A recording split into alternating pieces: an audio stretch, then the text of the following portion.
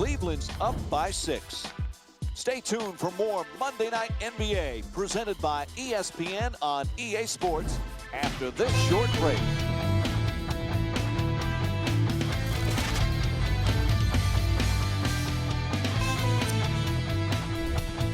The Cavaliers are up after 2 quarters. Clearly, the number of three-pointers these guys scored in the first half was incredible.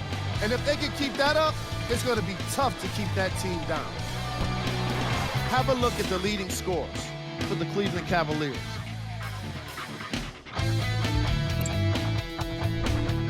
The Pacers would rather be on the opposite end of the scoreboard.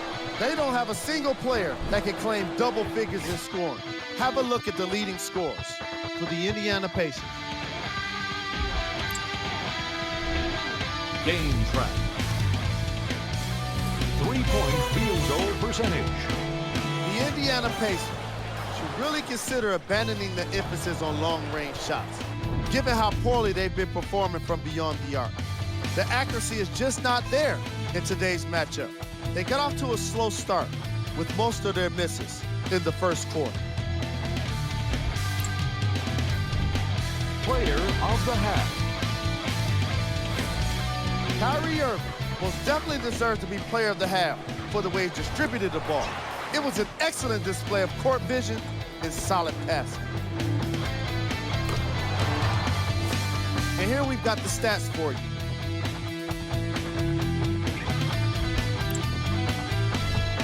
Who was cold? Allen did everything but score points in the first half. There's just no way to avoid getting called out when you miss every single shot you take. He hasn't been able to get anything to drop. Here we go with the top plays from the first half. Number 3. Number 2.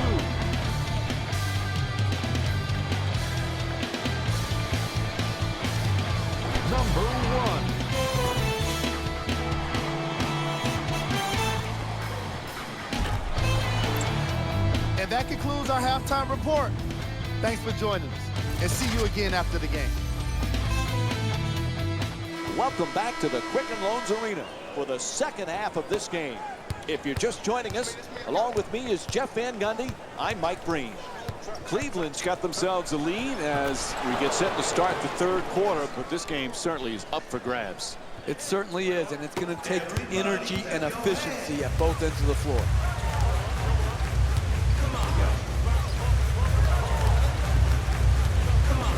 Jeff, I know you're a big movie guy. This past offseason, LeBron James acted in some movies. Is he a better actor than a player? Well, his opponents would say he acts on the floor with some of his flops, but he's got another profession he's going to be good at, Mike. And doesn't it somewhat make you sick to your stomach that one guy is so good at so many different things?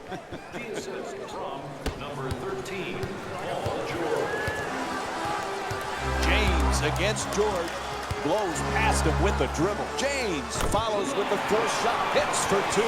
And LeBron James with 11 points. You need guys who can make shots under duress and pressure. That was a well-defended possession, but that man stuck it even against the best defense. Cleveland's leading Indiana by a score of 37-31. Nice adjustment, unable to flip it in. That's not good enough work in the two-man game. The screener's got to set a more solid screen. The ball handler's got to come off and draw the next defender so the screener is open. Their well-defended, contested shot, you've got to get a better attempt than that. Boy, there's some incredible point guards these days in the NBA, Jeff. And you look at a guy like Kyrie Irving. Is anybody a better ball handler?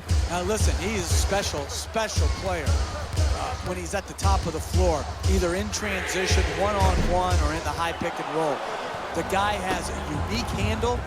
He can get to any spot on the floor he wants, and his greatness has been obscured prior to LeBron James coming back to Cleveland because he wasn't playing in any meaningful games. Now, because of James and Kevin Love being there, they're playing in meaningful games, and we're getting to see all of his talents come to the forefront.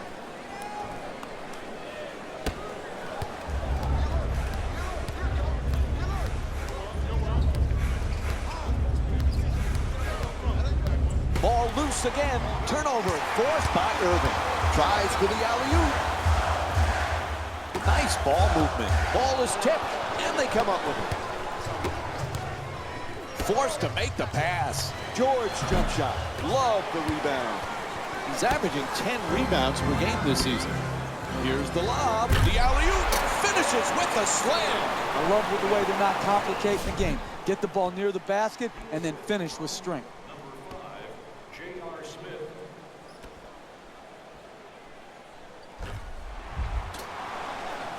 Hey, Jeff, we know Monte Ellis can score. How does he fit in with these Pacers? I like the fit between he and George Hill. I think they needed more creativity from the backcourt. And George Hill is a good spot-up shooter. So George Hill, he'll have that calming presence. He'll start and set a great defensive tone. He'll play off Monte Ellis offensively, and Monte Ellis can do what he does best, which is to get to his right hand and attack the basket. Slams it down. Monte Ellis for 2. Cleveland's leading Indiana by a score of 39-37. Pass to the corner. Quick release for 3. The Cavs with control on the rebound. Love for 3. Wide open. To George. Pass telegraphed. Stolen by Love. Tries the reverse layup. Oh, what a pretty shot from LeBron James. And we'll have a 20-second timeout. Jeff, this is a tough spot for the coach. What does he do? When you're using your 20-second timeout, it can be done for different reasons. Here, I think what they're using it for is a quick play to break this run and try to get a well-executed hoop coming out of the timeout. Substitutions, Indiana. There's the double team. Off balance, he puts it up from downtown. Unable to hit the 3. That's just way too quick right there. You can work the defense to get a better quality shot. Any coach would tell you, shot selection is critical to winning basketball. Puts it in. And here's the replay with another look at the three-pointer. The assist from number 8, Matthew Dellavedova.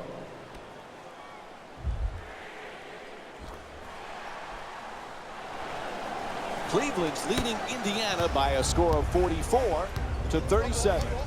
1 minute left in the third quarter. Fires from three-point range. James the rebound. He's averaging 7 rebounds per game this season.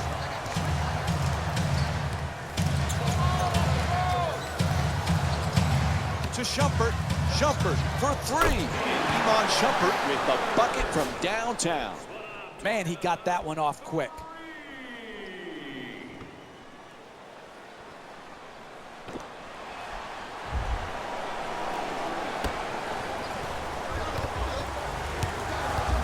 Tied up, has to make that pass.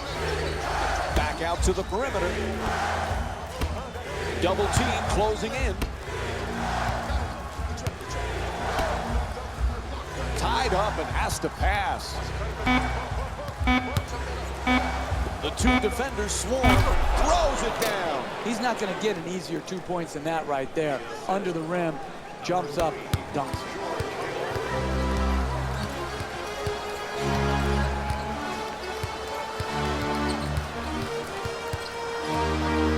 Gets past the defender, beating him off the dribble. And he curls in at the buzzer. And the third quarter comes to an end.